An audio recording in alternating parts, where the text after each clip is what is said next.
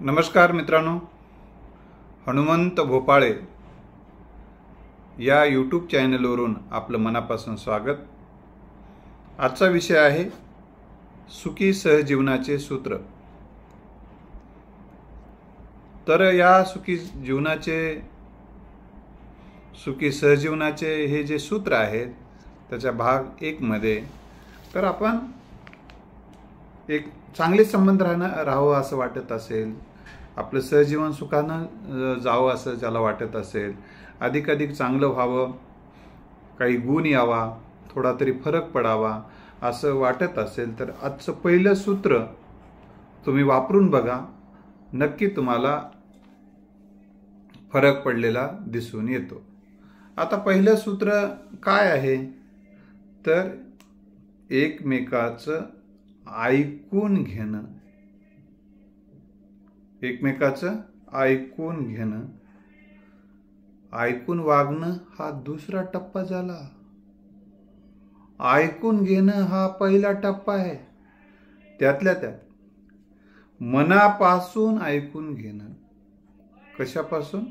मनापासून ऐकून घेणं। ऐकून घेताना सुद्धा कसं ऐकून घ्यायचं तर मनापासून ऐकून घ्यायचं। सांग सांग, ऐकतो, ऐकालो, मला माहिती आहे काय बोलतोस ते, तेच टप्पर करानं असं म्हणल्यानंतर ते ऐकून घेण्यात काय चव राहील? त्यापेक्षा मनापासून ऐकून घ्या। दुसरी महत्वाची गोष्ट,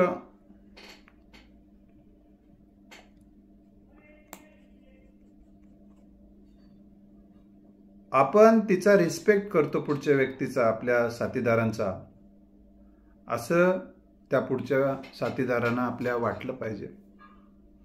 त्यासाठी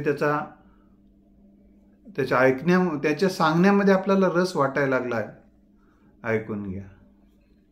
आणि त्या पुढच्या व्यक्तीला सांगा, पूर्णतः तुम्ही सांगा, फक्त मी आज ऐकून घेतो, मग त्यानंतर बोलू, मध्ये डिस्टर्ब नको असं सांगून टाका। पूर्ण होऊ दे म्हणायचं, एकदा पूर्ण काय आहे ते एकदा आतलं बाहेर येऊ द्यायचं, पूर्ण ऐकून घ्या। मित्र हो, असा प्रयोग मी एका माझ्या मित्राला सांगितला। त्यांनी ठरवलं ऐकून घ्यायचं, मध्ये असं नव्हं, तसं नव्हं, हे बरोबर नव्हं, हे वेगळं सांगायला, हे मला ऐका वाटत नाही, असं काहीच म्हणायचं नाही, फक्त ऐकायचं।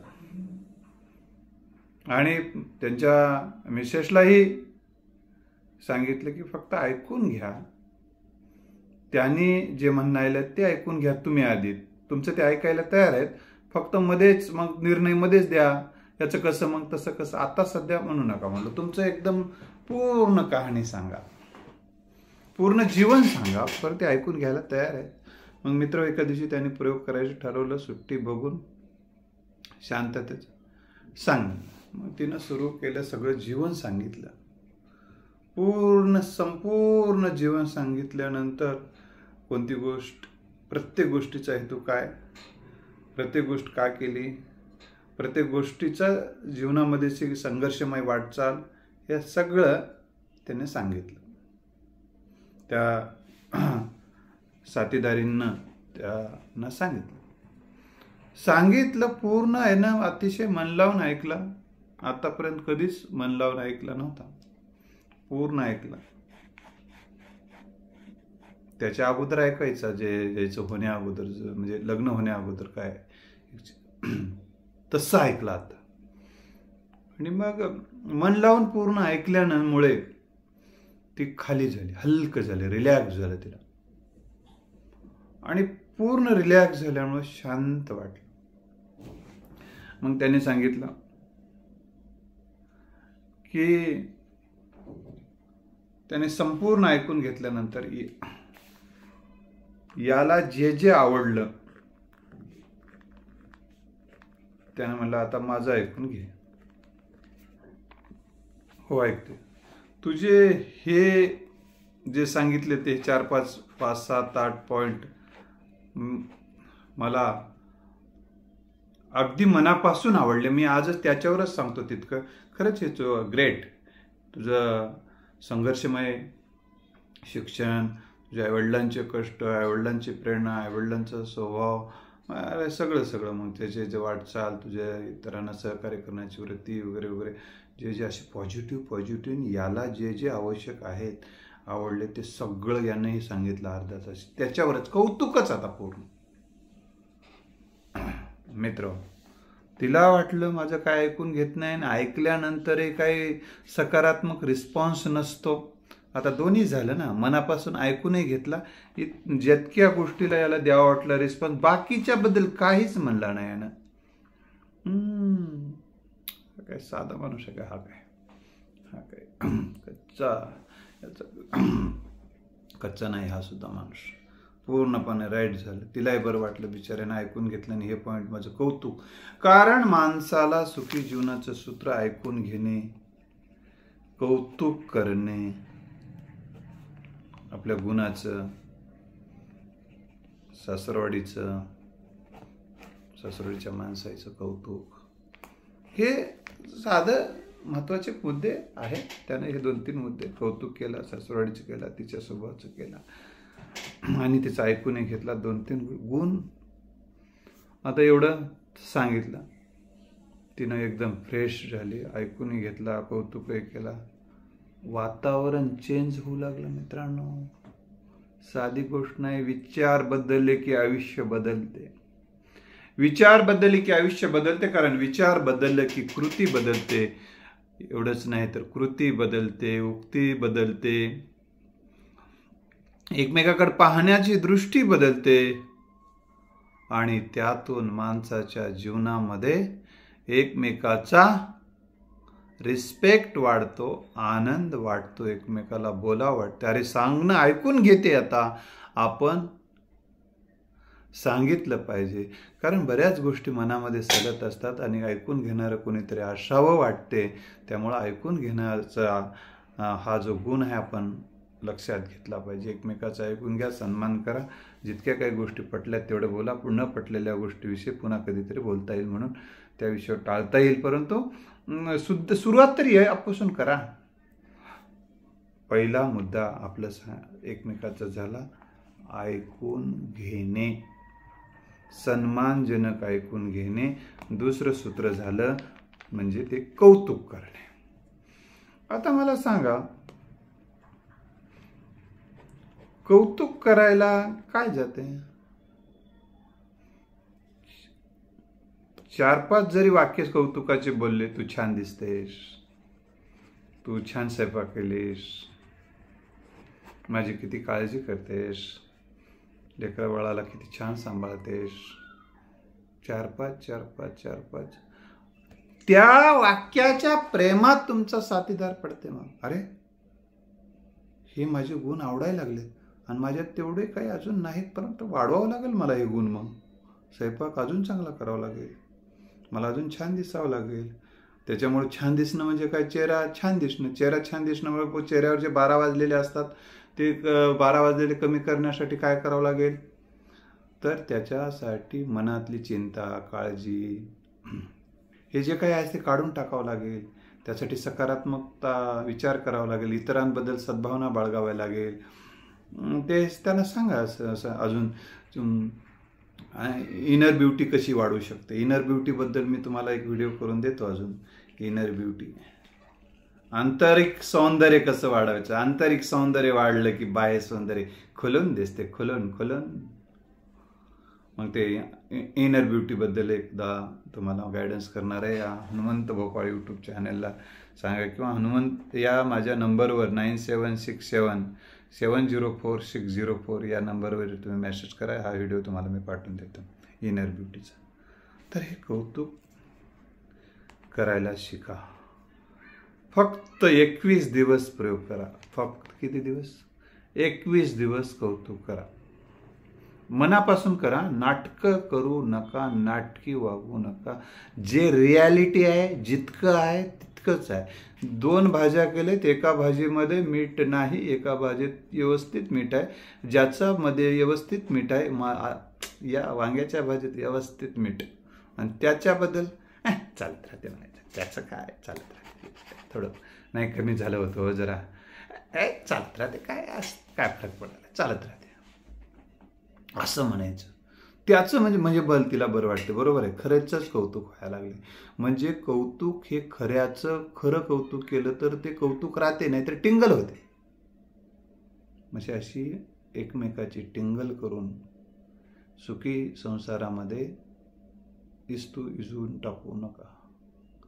तर सुखी एकमेकाचं कौतुक करायला शिका. हे 2 मुद्दे. अजून याच्या संदर्भात आपल्याला जर काही वाटलं तर ऐकून घेणे, मनापासून ऐकून घेणे, योग्य आहे त्याला फक्त त्याला होकार देणे, छान आहे म्हणणे किंवा त्या स्वभावाबद्दल, हे 2. तिसरा एक प्रकार आहे तो म्हणजे शेवटचा मुद्दा अतिशय महत्वाचा आहे, कृतज्ञता व्यक्त करणे. आता कृतज्ञता तुम्हाला सांगायलो, पुढच्याकडून आता अपेक्षा नाही करायची. सध्या वनवे चालू द्या, कोणातरी एकानं तरी हे कोणीही एक जण जरी केलं तरी चालते. सुरुवातीला दोघांनी केलं तर अरे वेल्याने बुडं ना, दुधात साखर पडली, तुपात साखर पडली, काय म्हणा. तिसरा मुद्दा आहे मित्रांनो, कृतज्ञता व्यक्त करा. काय कृतज्ञता व्यक्त करा की तू किंवा तुम्ही माझ्या जीवनात आलात आणि माझ्या जीवनामध्ये चांगले दिवस आले असं म्हणा. तू आलीस आणि त्या दिवसापासून माझ्या जीवनाचा उन्हाळा झालाय म्हणलं तर मग ती म्हणते किंवा तो म्हणतो उन्हाळा झालाय तर मग रातच कशाला जाय निघून, कृपा करून उन्हाळा म्हणू नका. लक्षात आलं? तू आलीस तसं माझ्या जीवनात काय काय छान बदल झालेत ते सांगा. जेवायला वेळेवर मिळाले आहे म्हणा, माझे सर्व कपडे छानपैकी धुले चालेत, इस्त्री व्हायला लागलेली आहे, घरामध्ये छानशी स्वच्छता व्हायला लागलेली आहे तुझ्या मार्गदर्शनाखाली.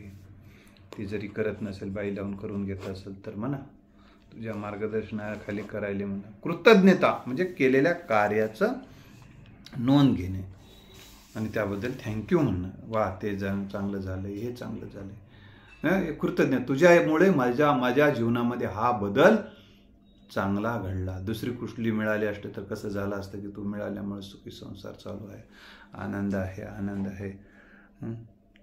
सर्वांविषयी कृतज्ञता. तुझ्या आईवडिलांचे उपकार, तुझे उपकार, तुझ्या भावाचे उपकार, तुझ्या बहिणीचे उपकार, तुझे उपकार, हे जे उपकार म्हणत असताना उभं डायरेक्ट उपकार म्हणू नका. एखादं काहीतरी त्यानं काही केलेलं असेल, आठवत असेल ते एखादं आठवून काढा, आठवत नसेल तर लिहून काढा. त्याच्याबद्दल मी त्यांचा कृतज्ञ आहे, त्यांचा मी आभारी आहे, तुझ्या ह्या गोष्टीचा आभारी आहे, लिहूनच काढा. त्या या सर्व तिच्या नातेवाईका असेल किंवा स्त्री असेल तर पुरुषाच्या नातेवाईकाविषयी.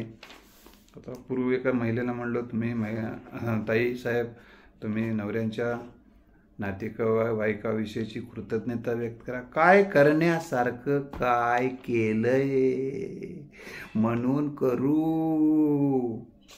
बरं, ठीक आहे, चालते, हो तसे असू शकते. पण तर 1, 2, 3 मुद्दे सांगतो बघा.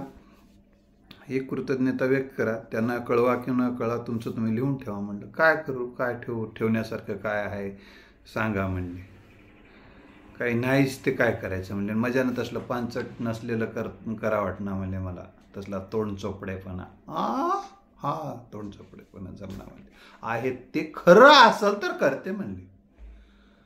म्हणलं खरंच सांगतो काय तर तुम्हाला नवरा मिळाला ना, हो त्याच्यावर प्रेम आहे, आहे म्हणले. हा कोणामुळे मिळाला, या नवऱ्याला जन्म कोण घातला असा प्रश्न विचारला. बाईसाहेब, ताईसाहेब कोणी, सासू सासऱ्यानंच ना सर म्हणले. बरं, त्यांना लहान हाताचा पाळणा, डोळ्याचा दिवा, करून लहानाचं मोठं कोणी केलं, हागरमूत्र कोणी भरलं, दवाखान्यात कोणी नेलं, कोणी शिकवलं. तुमच्या आईवडिलांनी तरी नाही, जसं तुम्हाला म्हणजे तुम्ही आईवडिलांनी शिकवलं काय असं नाही म्हणायचं. असं म्हणायचं, तुम्हाला जसं तुमच्या आईवडिलांना लहानाचं मोठं केले तसं असं म्हणायचं. असं राईट, असं म्हणायचं. फिसकते नाही तर राईट. मग तसं हे सगळं कोणी केलं नाही, त्यांच्या आईवडिल. मग एवढा असे जो वेल क्वालिफाईड जो मिळाला त्यांच्यामुळे मिळाला ना. हो, मग त्याबद्दल थँक्यू म्हणायला काय अडचण आहे? हो, बरं एक झाला विषय. त्यांच्या कष्टामुळं हा मोठा झाला, घर मिळालं, गाडी मिळाली, घोडी मिळाली, त्यांच्यामुळंच ना म्हटलं. हो, त्या गाडीमध्ये बसून जाताना कसं छान छान वाटते की नाही? वाटते. त्याच्याविषयी हे सगळं त्यांचं मूळ ते आहे ना, बी ते आहे ना. म्हणजे फळं जर लागले त्याने बी पेरलंच नसलं तर कुठलं. बरोबर, ठीक आहे. असं तुम्हाला पसंती करूच दिले नसते, लग्नच करू दिले नसतील तर म्हणलं चक्रा येऊन पडले असते तर, मरतच म्हणले असते तर हिच्यासोबत तर केलं असतं. तेही खरं आहे म्हणली. बरोबर, त्याविषयी करू दिले तुमच्यासोबत लग्न, हे कृतज्ञता बाळगा. असे जे त्यांचे गुण असते. त्यांनी एवढी मालमत्ता करून ठेवली ना, म्हणलं ती मालमत्ता कोणाला भेटणार आहे? तुम्हालाच भेटणार आहे. ते काय संग घेऊन जाणार आहेत का तिरडीवर?